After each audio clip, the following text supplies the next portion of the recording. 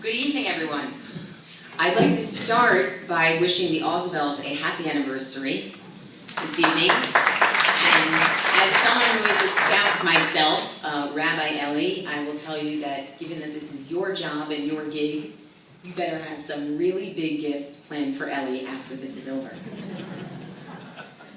In order to introduce the Ozabels, I need a word of Torah, because these are two people who are so steeped in Jewish thought and values that nothing else could really do the job.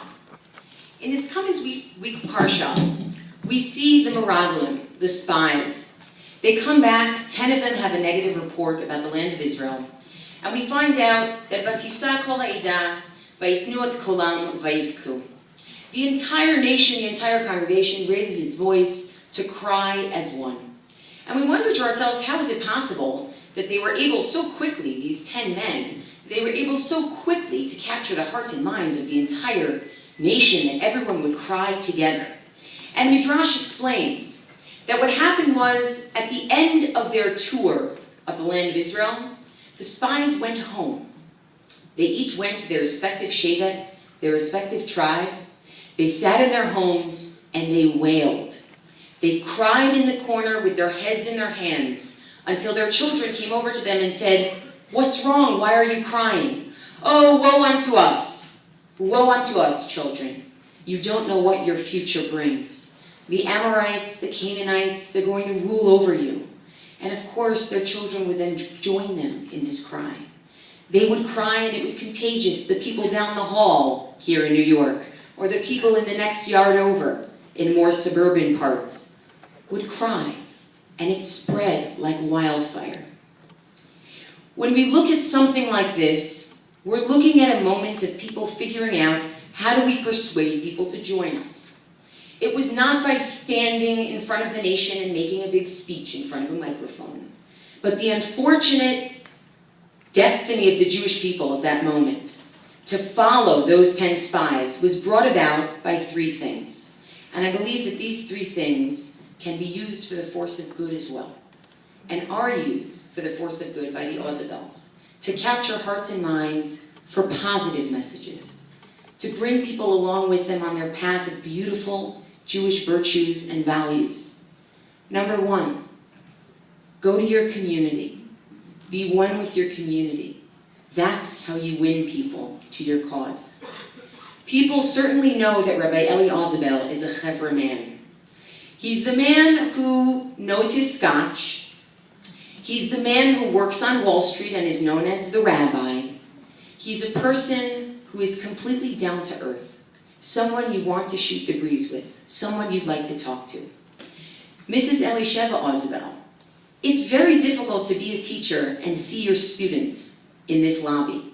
But I have news for you. They don't run from you. They run to you. You're a person who's a member of the people. You want to be within, part and parcel, never distancing yourselves. The second message, don't just go to your community, go to your home.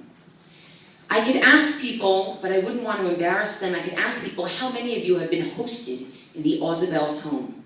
It would not surprise me to see many hands, and from all demographics, might I add. Talk about feeling like a slouch. I would talk to Rabbi Ozabel on a Shabbat morning, and it would just kind of come out, "Oh, you look terrible." And he would say to me, "Oh, I was up dealing with the Asian markets, and we have 15 people for lunch." And now I say dealing with the Asian markets because I have no idea what he does. But the 2 of them, their home, where my son is right now, with their son and a babysitter, and a Sternwind's daughter, their home is really a paragon of beauty. It's a wonderful place, and it's a place where they invite people in to share what is dear to them. And so many have learned that. The third, be passionate yourselves. The Jewish people cried because the spies themselves were crying. And the Jewish people laugh because you always crack a joke.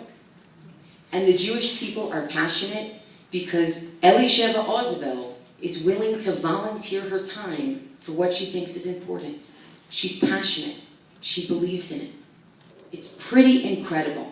This couple is pretty incredible. Now, I would be remiss if I didn't say a word about my colleague, Rabbi Eli Ozabel, on his own. Because for the last 2 years, we have really worked very closely. The first year was okay, but the last 2 years were really quite good, because we started to work more closely together on the Amsterdam Minyan. And you might look around and see some of the Amsterdam Minyan members here. And I'm going to mention some by name. Don't worry, they don't know who you are. No one's going to look at you, just me. The Kotlers, the Verstandigs, the Torgemans, the Friedmans, Hattie Silverberg, Josh Danziger, Serena Horowitz, Paul Townsend. More than that, you can see online. You'll see how many people dedicated ads to the Ozabels, the Berliners, Sophie Pisum, Chaim Pisum, Danielle Kaplan, Ben Goldberg, the Brems, the Gasners, Rob Schlissel, and the list goes on. You can, you may, you should. That would not have been possible without your co-leadership. And it would not have been possible without those 3 elements that the 2 of you bring to the table. But Rabbi Ozabel, I have to ask, how do you get everything done? I really have no idea. Talk about indefatigable. Someone who literally is a can-do person. Anything that needs to get done, you're always there. We have spent the last 2 years sharing Divrei Torah with one another. We have spent the last 2 years strategizing, brainstorming, planning. Often we have spent the last 2 years, both Ozabels turning to me and saying, but Elana, that's completely impractical. Let me explain to you how this should be done. A little absent-minded. Your loyalty, your collegiality, and your friendship have meant so much. And I will miss them dearly. And Israel is lucky to get such a couple. And if I know you well, Rabbi Ozabel, you're not going over just to continue doing whatever it is that you do with the Asian markets. I am sure that I will hear people saying, oh sure, we were married by Rabbi Ozabel in Jerusalem. I am sure you will find a place for yourself, and people will be that much better for it. If you could come up here, I would like to present the 2 of you with something.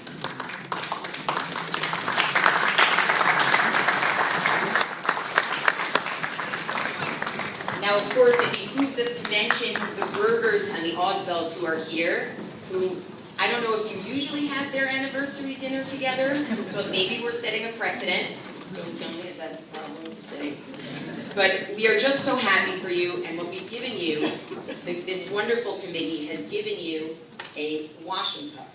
Because when we come to Israel, we expect you to host us and bring it out.